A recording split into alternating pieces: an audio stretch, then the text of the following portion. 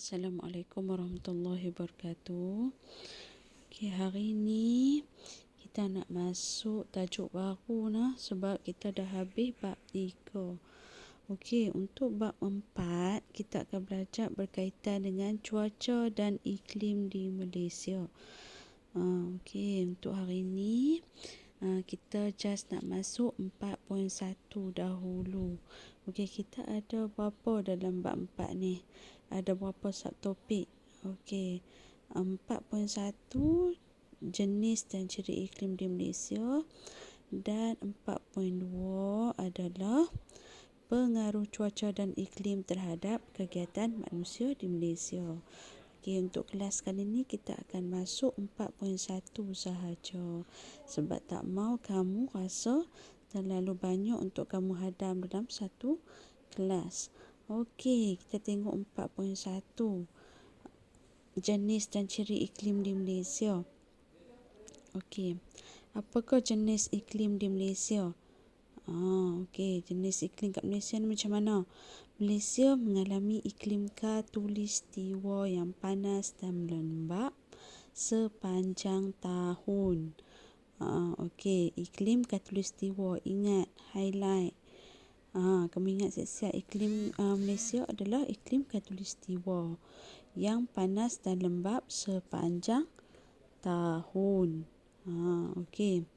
Iklim jenis ini dialami oleh kawasan yang terletak di antara garisan lintang 0 darjah hingga 10 darjah utara dan 0 darjah hingga 10 darjah selatan garisan khatulistiwa. Kan kita biasa belajar latitude kan, latitude utama kan. Yang mana ada garisan khatulistiwa, Sartan, Jadi, Arktik dan Antartik kan. Jadi kita kedudukan Malaysia ni ada di garisan khatulistiwa. Seterusnya, ciri iklim di Malaysia. Kita nak tengok dari sudut suhu, hujan, suhu, hujan dan angin. Dan angin, suhu, hujan dan angin. Ingat, kalau dia tanya ciri-ciri iklim di Malaysia, kita ada suhu, hujan dan angin.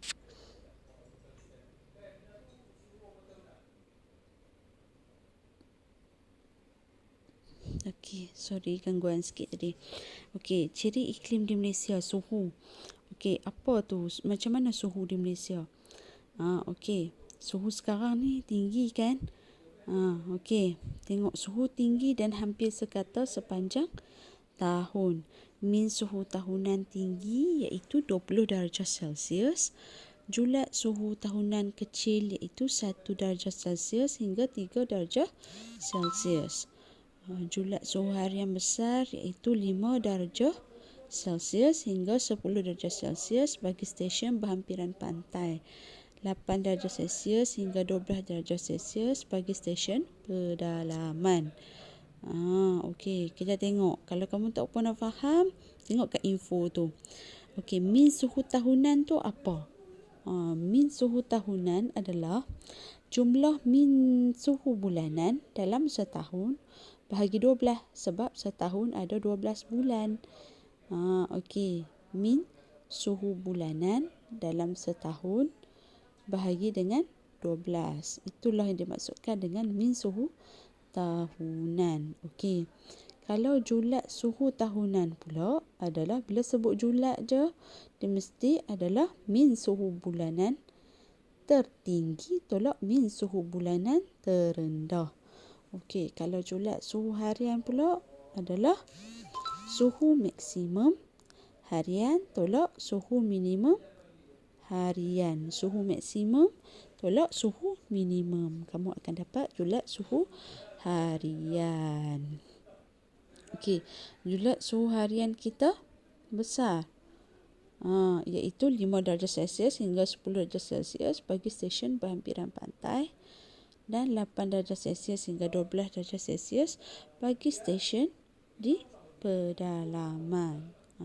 Okey, dia berbeza dah pedalaman dengan pantai. Okey, seterusnya. Okey, hujan.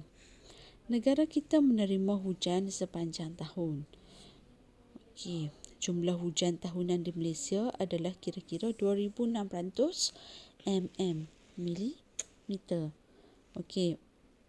Taburan hujan adalah tidak sekata kerana dipengaruhi oleh bentuk muka bumi dan tiupan angin monsun. Dia tak sekata. Bila tak sekata maksudnya ada hujan banyak, ada hujan sikit kan. Sebab kita ada pelbagai bentuk muka bumi yang kita belajar tu form 1 dulu kan. Ada pelbagai bentuk muka bumi. Dan angin monsun juga mempengaruhi taburan hujan tu. Kalau musim angin monsun dia banyak menerima hujan kan.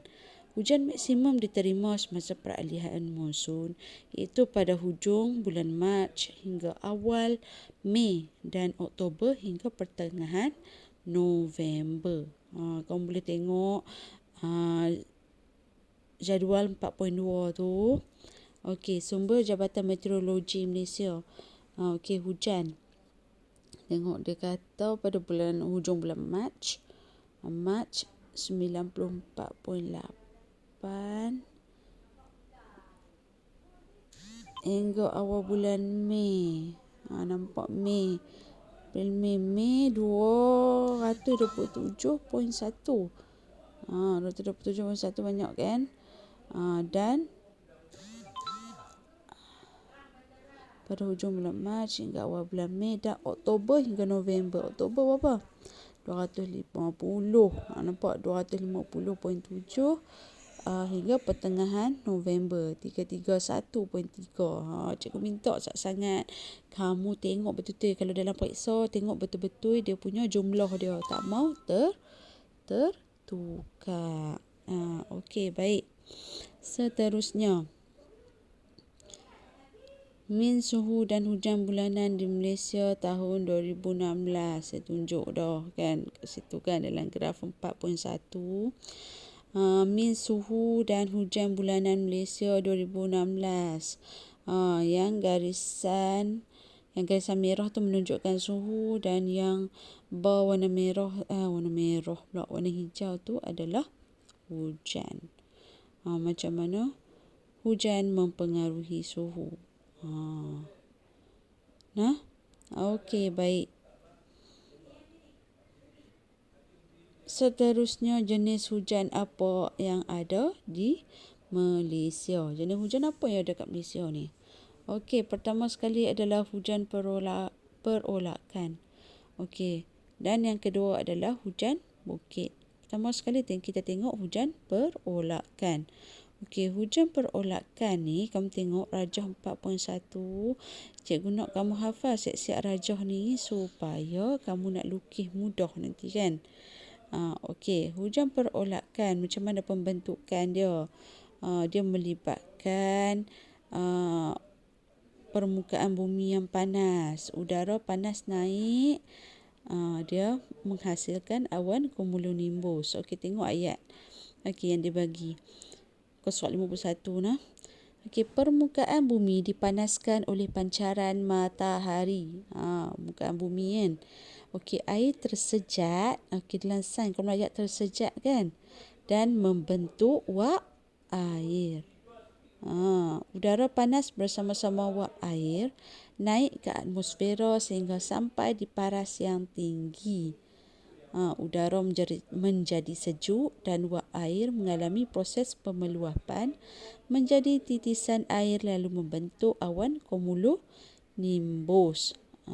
Okey, kebiasaannya hujan lebat turun pada lewat petang disertai kilat dan petir. Itu ciri dia. Kebiasaannya hujan lebat turun pada lewat petang disertai kilat dan petir.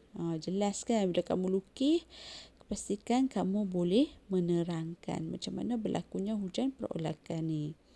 Okey, kalau hujan bukit pula. Okey. Hujan bukit, pastikan kamu boleh melukis rajah 4.2 tu. Macam mana dia terjadi. Rajah ni membantu kamu untuk kamu menerangkan dengan lebih jelas. Lukis dulu, lepas tu baru kamu terangkan. Okey, tengok macam mana daripada laut. Udara lembap naik. Lepas tu naik menghasilkan awan. Lepas tu udara kering dan panas turun. Macam mana? Okey, macam mana kamu nak terangkan? Okey, tengok huraian dia nah.